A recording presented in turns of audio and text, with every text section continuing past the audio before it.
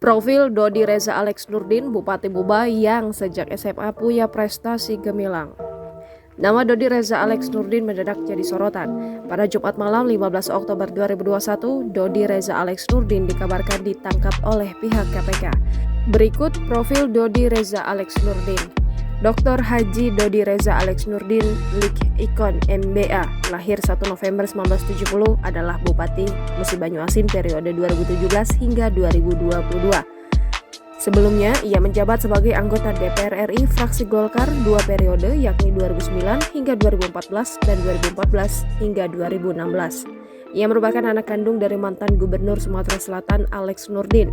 Dilansir dari Wikipedia, Dodi Reza Alex Nurdin terpilih kembali menjadi anggota DPR RI periode 2014 hingga 2019 dari Partai Golongan Karya mewakili Dapil Sumatera Selatan 1 setelah memperoleh 203.246 suara. Sejak masih muda, putra sulung Alex Nurdin ini telah menunjukkan banyak prestasi. Saat SMA, ia berhasil mendapat beasiswa dari Depdikbud RI untuk mengikuti program pertukaran pemuda antar negara ke Kanada.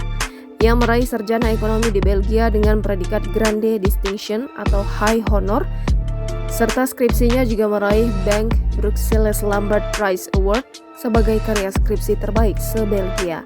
Pada jenjang S2, ia kembali mengukir prestasi saat lulus dengan predikat magna cum laude.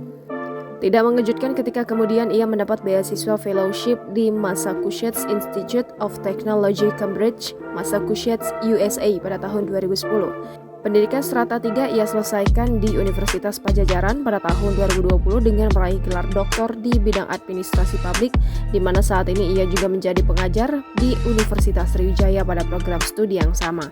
Pada tahun 2010 dan 2011, ia menjadi delegasi Indonesia dalam WTO Third Country Training Program di Singapura. Dodi Reza juga pernah berpartisipasi dalam Forum 100 Kepemimpinan Asia di Filipina tahun 2008. Pada saat menjabat bupati, Dodi dikenal sebagai pejabat yang banyak berbicara di dunia internasional.